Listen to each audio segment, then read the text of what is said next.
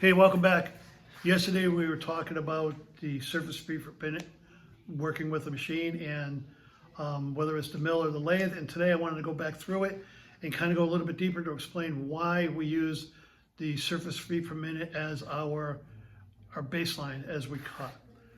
The surface feet per minute is a unit of measure in machining indicating how many linear feet the surface of material travels past a cutting tool in 1 minute. It measures the actual speed of the cut at the point of contact rather than just the rotation speed of the machine or the RPM. Why do we need the surface feet per minute? Well, for tool life, if you cut too fast, it creates excessive heat, which can quickly dull or destroy a cutting bit. Cutting too slow can cause the tool to rub rather than cut. And it can also get to a point where if you're cutting too slow, the cutter's not really doing the job it's supposed to be doing. It's just kind of moving some material away. And also with the material optimization, different materials have different machinability limits. For example, aluminum can be cut much faster than titanium or stainless steel because the aluminum is much softer and much easier to cut.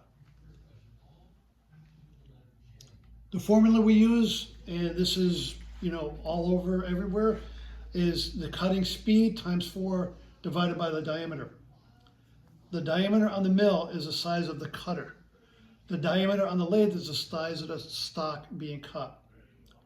And these are you can see on the board here, these are the suggested cutting speeds that there are in all of the machine tool books.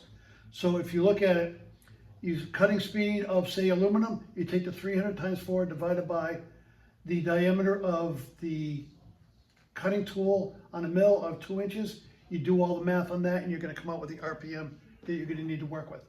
The same thing with the aluminum, same thing with the steels, all the way down through. For example, if we had a piece of 2-inch low carbon steel on a lathe, we would use the RPM between 100 and 140.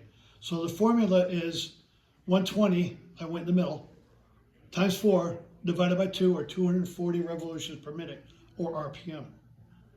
So on the mill, you use the cutter size as your choice for the cutting speed, not for the material. Now there's a bunch of different YouTube videos out there. I got a couple here that we could look at later. They're long and there's a lot of other information in there, but we could also get through and go through those at a later date. And what I need to have you all do right now is go on, use this QR code, and let's go in and take the quiz that we have in there from the Schooling AI site, and we'll come back and we'll talk about it a little bit.